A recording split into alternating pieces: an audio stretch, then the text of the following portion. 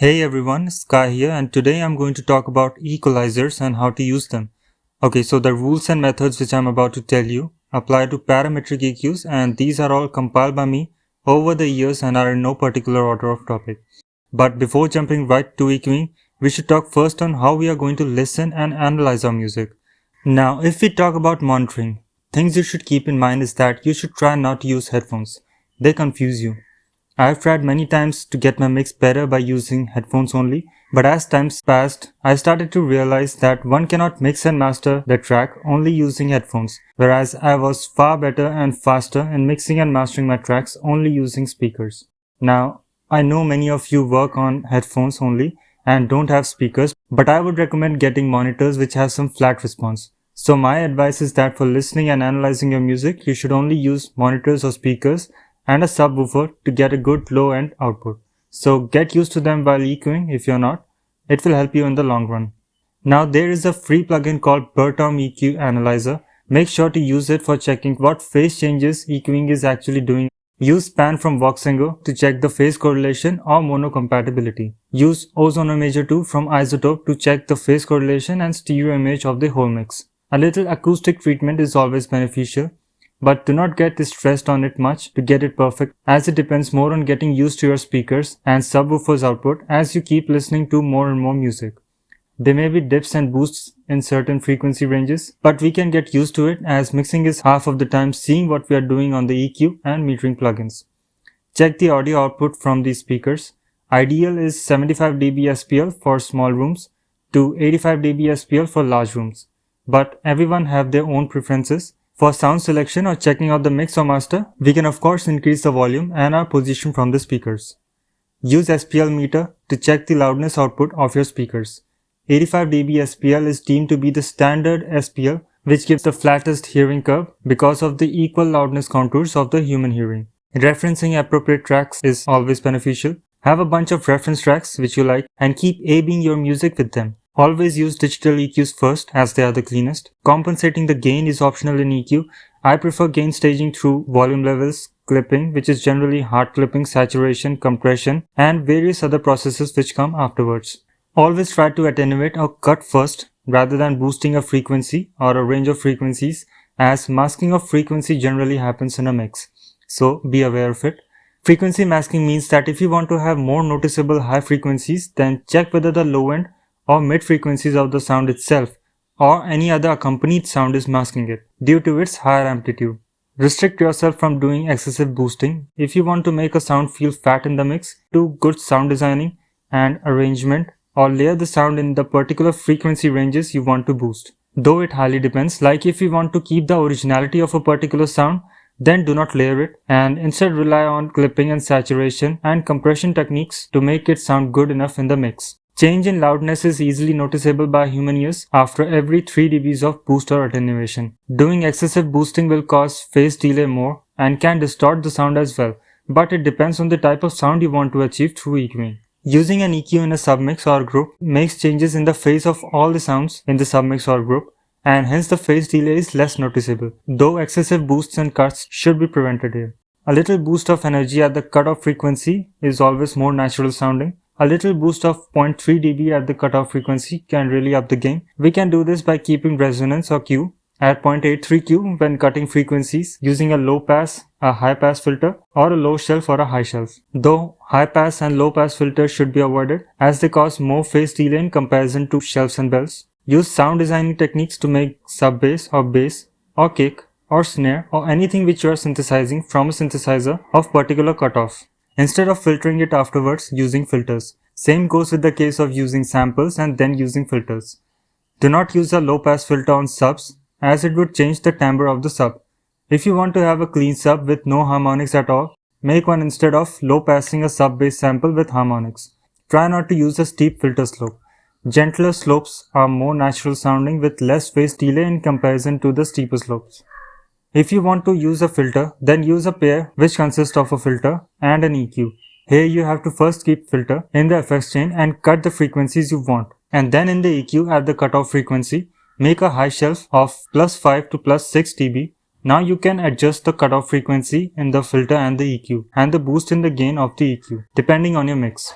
It is advised to keep the cutoff frequency and resonance Q same in filter and the EQ. This can give the best output. This trick has a boosting and tightening effect that works well on bass and kick drums or any other sound. If you can achieve same EQing results you want by using low shelf or high shelf, then avoid using low pass or high pass. We can use multiple EQs in one chain to get the result we want. We can use an analog EQ to get its analog feel after digital EQ in the chain. Analog EQs can add warmth, vintage feel, circuitry noise, distortion, harmonics, and they are not very accurate in comparison to digital EQs. They are meant to have a character and they color the sound on which they are used. Coloring means it would not sound the same as the original sound. Sometimes simply running audio through a few analog EQs can give a change in the sound. In the frequency spectrum, the low end takes up most of the headroom and space in the mix. Reduce or get rid of unwanted frequencies, then boost the frequencies you like. Purpose of the sound in the mix is very important. Sometimes static EQing is not always useful, so a subtle dynamic EQing can be used on the frequency ranges we want to attenuate of a particular sound, to make space for other sounds playing at the same time, like dynamic EQing the low end of a vocal to make space for the body of a snare. There are many other ways to use it. TDR Nova is one of the best dynamic EQs I have used.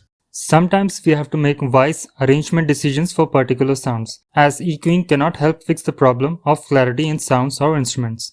A classic example is of kick and bass. They should not be played together, especially in EDM, otherwise they both lose their impact. Sidechaining bass with the kick then becomes important, though we end up sidechaining everything with the kick in EDM. Do not use too many bell curve boosts or cuts, as it can cause comb filtering, which can make the sound hollow. Though it is not bad, as if this is what you wanted, then go ahead with this effect. If a particular sound requires a lot of boost for a certain frequency range, then this means we need to layer it with a sound that fills up that frequency range and make it sound fuller. In the end, you will realize that we have to cut more and boost less through EQing. There is no need to use linear phase EQs, as they destroy transients, have pre-ringing, and cause latency and uses a lot of CPU. Automating EQ curves in certain sounds can really make the mix more natural sounding.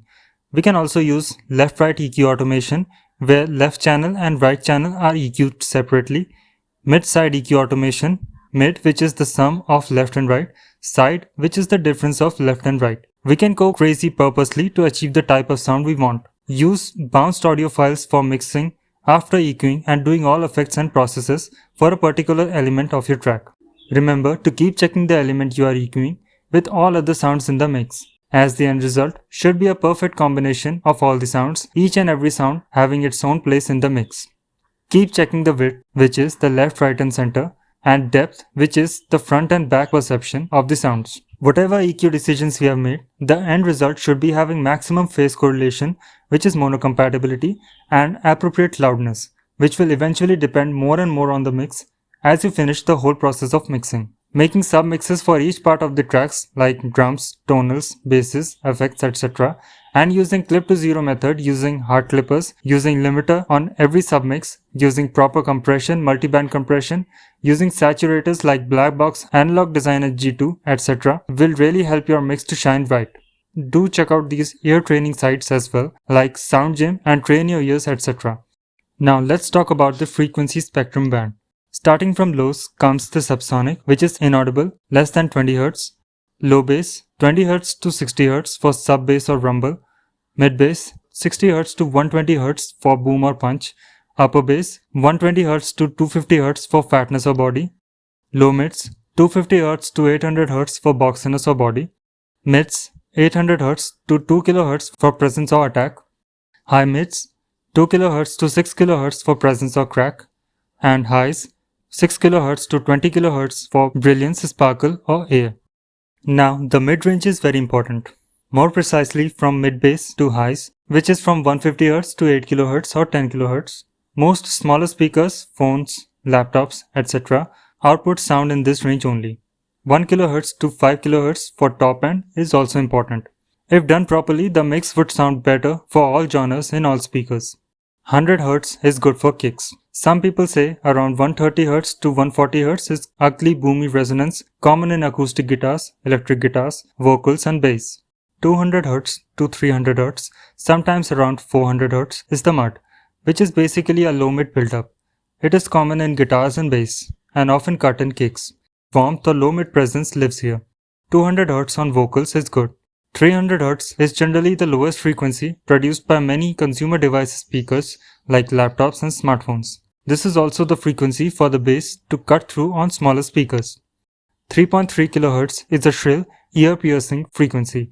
This frequency, according to the Fletcher-Munson curve, is the most sensitive frequency to our human ears. This frequency is necessary for the intelligibility of speech. Too much of amplitude in this frequency will fatigue the listener's ears. 4.5 kHz to 5 kHz are harsh sounding frequencies. 6 kHz to 8 kHz, like scratching nails on chalkboard. Screechy sounds lie here, common in finger-picked guitars, nails on strings, and sharp S-like sounds. It is an important area for the attack of transients in like kick and snare.